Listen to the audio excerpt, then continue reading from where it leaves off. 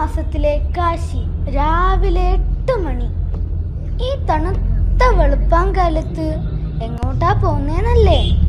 കാശി വിശ്വനാഥ ക്ഷേത്രത്തിലേക്കാണ് ഈ യാത്ര.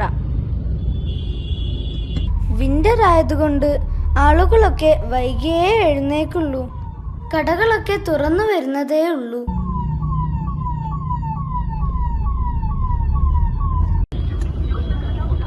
ദാ നമ്മളിപ്പോ ക്ഷേത്രത്തിനടുത്തെത്താറായി.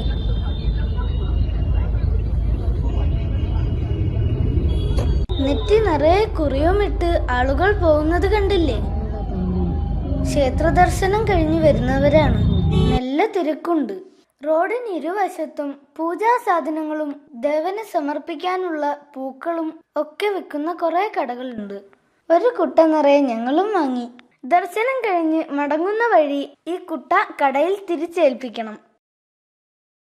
ഉത്തർപ്രദേശിലെ വാരണാസിയിലെ വിശ്വനാഥ് ഗലിയിലെ ഈ ക്ഷേത്രം 12 ജ്യോതിർലിംഗ ക്ഷേത്രങ്ങളിൽ ഒന്നാണ്. വിശ്വത്തിന്റെ അധിപൻ അഥവാ പ്രപഞ്ചനാഥനായ മഹാദേവനാണ് ഇവിടത്തെ പ്രതിഷ്ഠ. റിലീജിയസ്ലി മാത്രമല്ല ഹിസ്റ്റോറിക്കലിയും ഈ ടെമ്പിളിന് വളരെയധികം പ്രത്യേകതകളുണ്ട്. 1585 രാജാ മാൻസിംഗ് ഒന്നാമന്റെയും രാജാ തോഡർമാലിന്റെയും കാലഘട്ടത്തിലാണ് ഈ ക്ഷേത്രം നിർമ്മിച്ചിരിക്കുന്നത് എന്ന് കരുതുന്നു. അന്നു മുതലേ ഇവിടെ ഒരുപാട് വിശ്വാസികൾ സന്ദർശനം നടത്തിയിരുന്നു. എന്നാൽ മുഗൾ ചക്രവർത്തിയായ ഔറംഗസീബ് 1669 ഇത് പൊളിക്കാൻ ഉത്തരവിട്ടു. പകരം ആ സ്ഥാനത്ത് ഒരു പള്ളി സ്ഥാപിച്ചു. അതാണ് ഗ്യാൻ വാബി മസ്ജിദ്. എന്നാൽ ഹിന്ദു തീർത്ഥാടകർ ക്ഷേത്രത്തിന്റെ അവശിഷ്ടങ്ങൾ സന്ദർശിക്കുന്നത് തുടർന്നു വന്നു. പിന്നീട് 1780 ഇൻഡോറിലെ മറാത്ത രാജ്ഞിയായിരുന്ന അഹല്യാഭായി ഹോൾക്കർ ആ ക്ഷേത്രം പുനർനിർമ്മിച്ചു.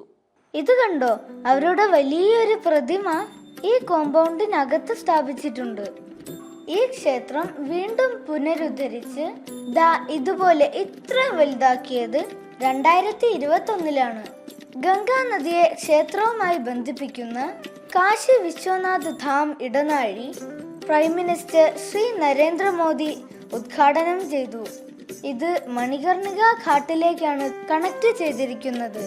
റെനോവേഷന് ശേഷം സന്ദർശകരുടെ എണ്ണം പല മടങ്ങ് വർദ്ധിച്ചു. 2023 കണക്കനുസരിച്ച് ദിവസേന ശരാശരി 45,000 തീർത്ഥാടകർ ഇവിടെ എത്തുന്നുണ്ട്. കഴിഞ്ഞ വർഷം ഇന്ത്യയിൽ ഏറ്റവും അധികം ആളുകൾ സന്ദർശിച്ച ഹിന്ദു ക്ഷേത്രങ്ങളിൽ ഒന്നായിരുന്നു കാശി വിശ്വനാഥ് ക്ഷേത്രം. ഇതാണ് ജ്ഞാൻ വാബി എന്ന് വിളിക്കുന്ന ജ്ഞാനക്കിണർ അഥവാ വെൽ ഓഫ് നോളജ്. ഇതിനൊരു ഹിസ്റ്ററി ഉണ്ട്. എന്താണെന്നല്ലേ? മുഗൾ ഭരണകാലത്ത് ഈ ക്ഷേത്രം ആക്രമിക്കപ്പെട്ടിരുന്നല്ലോ. അപ്പോൾ ജ്യോതിർലിംഗത്തെ രക്ഷിക്കാനായി കിണറ്റിൽ ഒളിപ്പിച്ചു അത്രേ. അവിടത്തെ പ്രധാന പൂജാരി ശിവലിംഗവുമായി കിണറ്റിലേക്ക് എടുത്തു ചാടിയെന്നും പറയപ്പെടുന്നു. എന്തു തന്നെ ആയാലും ഈ കിണറിനകത്ത് ജ്യോതിർലിംഗം കുടികൊള്ളുന്നുണ്ട്. ആളുകൾ പ്രാർത്ഥിക്കുന്നത് കണ്ടില്ലേ? ഞങ്ങളും അവിടെ പ്രാർത്ഥിച്ചു. ക്ഷേത്രത്തിന്റെ താഴികക്കുടങ്ങൾ കണ്ടോ? ഇത് സ്വർണം പൂശിയതാണ്. അതുകൊണ്ട് സുവർണ ക്ഷേത്രം എന്നും ഇതിനെ വിളിക്കാറുണ്ട്. പഞ്ചാബിലെ രാജാവായിരുന്ന മഹാരാജ രഞ്ജിത് സിംഗ് ഈ ക്ഷേത്രത്തിലേക്ക് 1 ടൺ സ്വർണം സംഭാവന നൽകിയിട്ടുണ്ട്. അതിൽ നിന്നാണ് ഈ താഴികക്കുടം സ്വർണം പൂശിയത്. ഇതിനുള്ളിലാണ് പ്രധാന ഡയറ്റി അഥവാ ശിവലിംഗം കുടികൊള്ളുന്നത്. ഇത് കുറച്ച് താഴെയാണ് ഇരിക്കുന്നത്. നമ്മൾ കൊണ്ടുവരുന്ന പൂക്കളും പൂജാദ്രവ്യങ്ങളും മുന്നിൽ നിൽക്കുന്ന ഈ പൂജാരി വാങ്ങി അകത്തേക്കിടുന്നു. കുപ്പിയിലെ പാലും നെയ്യും എല്ലാം താഴേക്ക് ഒഴുക്കുന്നു. അത് നേരെ ചെന്ന് ചേരുന്നത് ശിവലിംഗത്തിലേക്കാണ്. ഞങ്ങൾ കൊണ്ടുപോയതിൽ നിന്നും ഒരു മാലയെടുത്ത് അവർ കുങ്കുവിന്റെ കഴുത്തിൽ ഇട്ടു കൊടുത്തു.